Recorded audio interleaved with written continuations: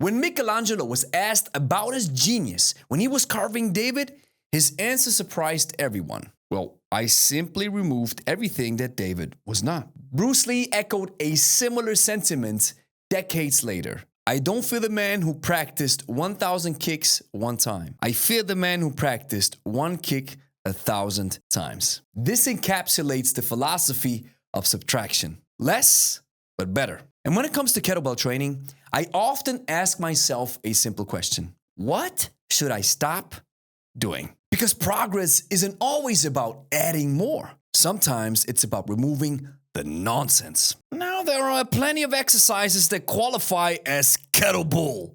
And actually, I have enough for an entire series. But today, we're focusing on 3 exercises. And these 3 have climbed all the way up to the top of my personal kettlebell list. And I guarantee you, these exercises will surprise you. And if you're over 40 and you're looking for a system to help you get started with kettlebells the right way, then join the Lebe stock method. You can get started for only $1, link in the description.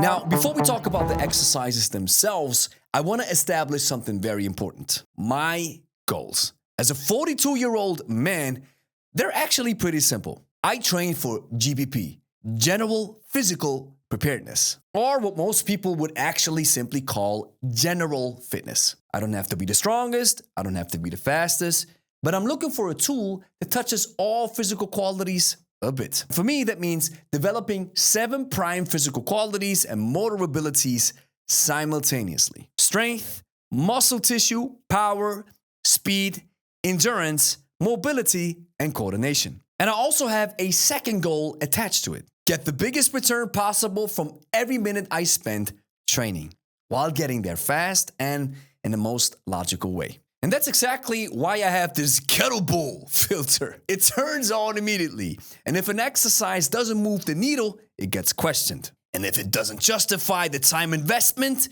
it gets discarded. Sitting firmly at the top of this list sits an exercise that probably got me labeled a kettlebell heretic. The Turkish Get Up. Now, I've made quite a few videos about the Turkish Get Up on this channel. And every single time, it sparks debate. So before we dive even deeper, let's establish 3 use cases that apply to every exercise in this video. Warm-up, main workout, and PR attempt. A warm-up for me has a very simple job. Increase body temperature, lubricate the joints, and transition me from daily life with all the stressors and worries into training. Now for me, the Get Up simply isn't a good tool for this task. Instead of gradually preparing the body, I'm supposed to load the joints immediately with an unnecessary choreography that the kids nowadays call flow. So I'm putting a weight overhead before I've even earned it. And drilling cranky knees into the ground after the leg sweep.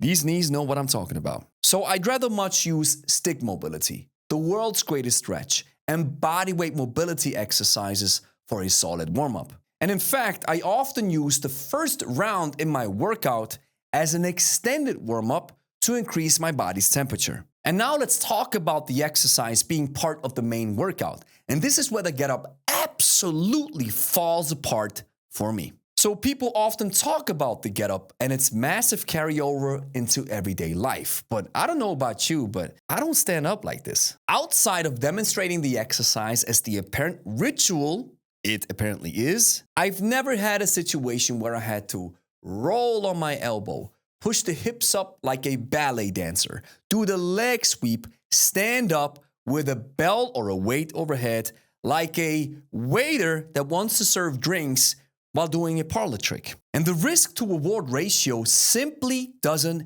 make sense. Compared to the big rocks, jerk, snatch, long cycle, squat, row, lunge, swing. Come on, man. The Get Up is simply a terrible investment for my time. And here's the bigger issue. It doesn't give me anything I'd actually miss if I removed it. Nothing. The only time I can see myself doing this exercise again is for a PR attempt. And yes, PRs aren't the safest thing, but the idea of a PR is not health.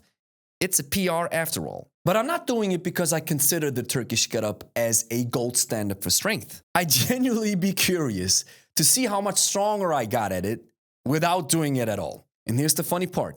The 48 kg Get Up that you're seeing right here on screen happened after I focused heavily on the big rocks. My GPP improved, my strength improved, and the Get Up came along for the ride. And speaking of the big rocks,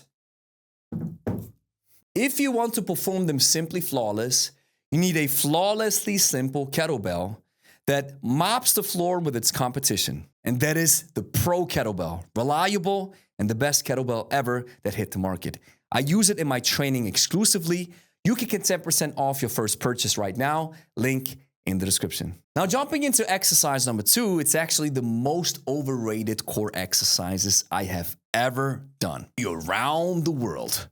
And this one actually surprised me because the pushback I received for criticizing this exercise was almost identical to the Get Up. It's another one of those exercises that simply became untouchable because reasons. But once again, let's run it through the same filter. Warm up, main part of the workout, and PR attempt. No, and definitely not. The return on investment is simply terrible. So it gets promoted as this incredible, powerful, all-knowing core exercise. Well, that simply wasn't my experience. I did it consistently. And the only thing it built was regret when it fell to the floor. Switch.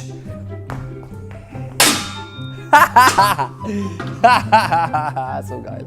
And a little soreness in my forearms. The promised core benefits simply never showed up. And even if they did, there are countless exercises that do a way better job at this. Heavy suitcase walk, unilateral work like single hand clean, single hand press, single hand snatch, even properly executed crunches and sit-ups do a way better job. That's why this exercise earned a one-way ticket to my iron graveyard. Which brings us to the final exercise on this list, which gets requested so many times I lost count. The halo. If the Get Up was a sacred ritual, the around the world was the holy water, well, guess what the halo is? Now, just because an exercise was in an old manual doesn't really mean that it's automatically deemed as valuable. And to be fair, it's not completely useless, but let's use the same filter again. Warm up? Probably, but I still prefer bodyweight mobility work. Main workout? No chance. Not when exercises like clean, press, snatch, jerk do a phenomenal job bulletproofing my shoulders. And PR attempt? Wah! Absolutely not. I'm not crazy. And once I discovered the club bell and the mace, well, the halo disappeared from my training almost overnight. And the biggest thing I noticed from halos is not shoulder development or mobility. It's forearm fatigue, biceps engagement, and occasionally wondering if I'm going to smack myself in the head. Not exactly a compelling sales pitch. And in our work with clients, we noticed something else. People with severely restricted upper body mobility do not respond particularly well to this exercise. Again, there are way better tools available. So no, you're not forbidden from doing them. I simply showed you that they are inefficient for me. And at 42 years old, efficiency and most bang for your buck and highest ROI matters to me. And I don't care about tradition. I don't care about approval. I care about results. And now here's the question. What about you? Well, I'm surprised he's leaving the comment section open. Well, I want to hear from you. Do you use these exercises or did you ditch them? Or are you already halfway through writing an angry comment to defend them? Whatever it is, let me know below in the comments. So clean and press that like and subscribe button, share with a friend. And if you made it this far, consider getting started with the Lebe stock method for only $1. Listen, if you're over 40 and you really want to know how these things work, and you're looking for the highest return on investment, no gimmicks, stuff that simply works, not 1,000 exercises, just a few done the right way, then you must get started with the Lebe stock method for only $1. And don't forget, you can purchase the King, the true Kettlebell King, the Pro Kettlebell right now as well with 10% off. Links in the description.